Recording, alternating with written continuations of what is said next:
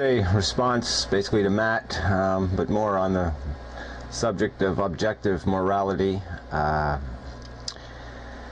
Apparently you don't like the subject, most of you. It's not a lot of comments. I mean, a lot of comments by certain people. Certain people have a passion about disagreeing with me on this subject, but otherwise not too much. But, you know, obviously the ratings are low for these videos, and, you know, the views are down too. That's okay. I'm not complaining. It's just hard to tell, you know, exactly how much of this is getting through to anyone. Just because it's been over this, you know, a lot with Matt particularly, and you know, even in the past with videos with the modern mystic.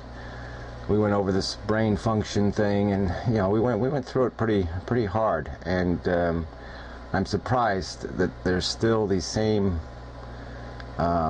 misconceptions. And I know other people hear what I'm saying and say that I've somehow misconceived or ill-conceived what they have said, and I guess that's just one of the perils of communication, is that language falls so short sometimes, because of these different definitions we each possess, this different dictionary, and certain words just don't, they don't reveal themselves the same way to different people, and so a whole context is destroyed because of that, because that word cannot be fit into it fits into the square peg in my head, and it won't fit into the square hole, and won't fit into the square hole in somebody else's head.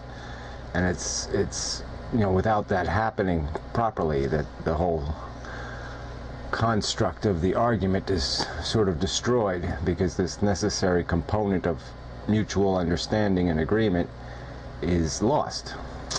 So anyway, the title of this video probably isn't purely appropriate to what I'm going to be saying, but I'll just throw in a little bit here that when we're discussing this, it really is, I'm talking about objectivity. I'm not talking about what we subjectively appreciate, what we subjectively value, and that's falls into the definition of beauty, the things we have a passion for, the things we have a desire for.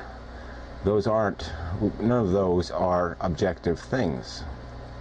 Love, I mean, I won't even go into love in this video. I mean, maybe I should do a series of videos just on that, because that's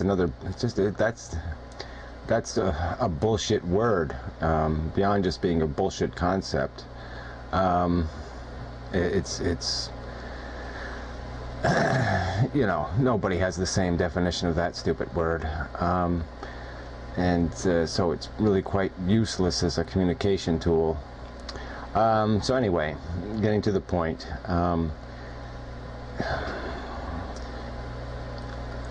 people are going to want to say morality has something to do with what they value personally, and that's not what I'm talking about. I'm talking about, it's like, this is a colored pencil. We can hold it, we can describe it, we can measure it, we can analyze it in numerous ways, and we can establish a definition of it, an assignment of it, a description of its reality that is purely objective. It doesn't matter if I personally like the color blue. I'm going to be capable of being objective and analyzing this pencil and ignore the fact that it's blue. The intellect is capable of doing that. It is capable of not being influenced by the fact that I might love some part of this pencil. I can do an analysis, I can do a logical and intellectual experiment without being corrupted by the lizard or the ape that still exists inside of us. That's sort of the point of my whole brain theory, my unified brain theory, is that we are still the lizard, we are still the ape, they are still inside of us. The evolution did not destroy them, it only built on top of them. All right, we still have those brains inside of us, and the one that really makes the difference, though, is this extra human stuff, and that's where the language is. The language made all the difference. And the language is what allows us to describe this accurately, not just metaphorically or poetically or in some romantic way. Accurately. We can quantify it. Okay. Morality. I can't hold it in my hands. We can only build a model of it in our brains. We can only understand it as a concept. We can establish, we can say, we can assume it exists, or we can declare that it exists. I declare it exists as a reality.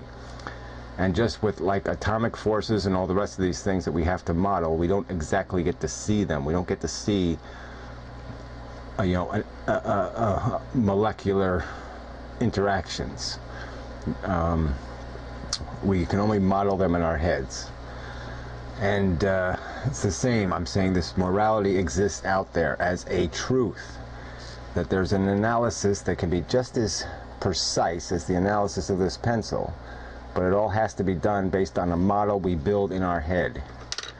And that we can do it just as objectively as we can analyze that pencil, uncorrupted by any personal preferences based on its color or its appearance or some other subjective emotional response that might be triggered. Even if it looks like, even if the lizard brain is saying, oh, it looks kind of like a worm and I want to eat it.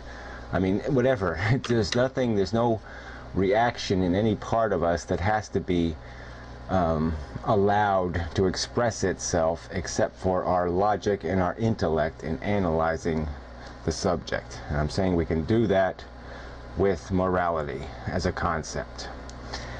And so in Matt's video, he's basically arguing, he says it twice actually, always. He uses the word always, always. He even said always, always. And so it's a double always. That there is no brain theory that will not be made archaic. That progress will continually undo a truth. And of course I would argue with that. No one's going to undo the calculations that have determined the speed of light. Yes, the ignorant ancestors had theories about how light was, and they were all pretty much wrong. But yeah, we have had a technical revolution. We see the real world now. That's how come we know there's not a God, and we know evolution. No one's going to undo Charles Darwin's theory. It's not going to happen. And no one's going to undo the truth, is what I'm saying. It's once we've got an accurate definition, it's unlikely we're going to throw the accurate definition out to accept an inaccurate one. And so eventually this model we make of morality is going to be the last model. There will be a last model of morality. And it might sound arrogant, but I think I have it, okay?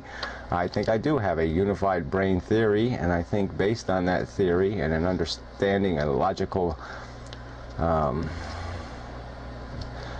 I don't even know how to put this, because obviously the first step in logic is these presumptive facts.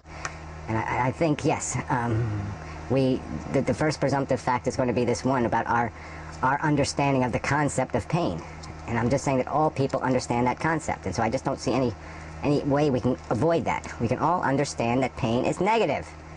I'm not talking about context, I'm just talking about it as an experience, as an experience imposed on consciousness. We know it to be negative. It is not a good thing in and of itself, by itself, outside of any context. It is a bad thing. Now, sometimes bad things can be worth it. They can be worth the cost of their badness because they produce something good. That's not my argument. Eventually, it's my argument in ultimate morality, but that's not what I'm arguing here. And so if we use that as the basis of morality, as the starting point of the logic, just that little grain of understanding, that truth, and build further truths on top of it, you know, understanding the context of our evolution, understanding the context of nature's cruelty, I won't say cruelty, it's almost the wrong word, nature's preposterous retardation, it's nature's ignorance, the crude, insensitive stupidity of those forces. Then there's nothing, like I said, then we can put this pain in context, and we can build an equation, and we can make an evaluation of what is productive.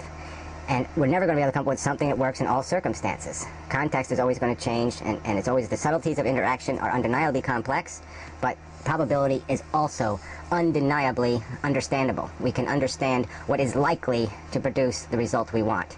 Obviously, we can't know if it will. We won't know how much pain we have caused or how much pain we have prevented in all circumstances.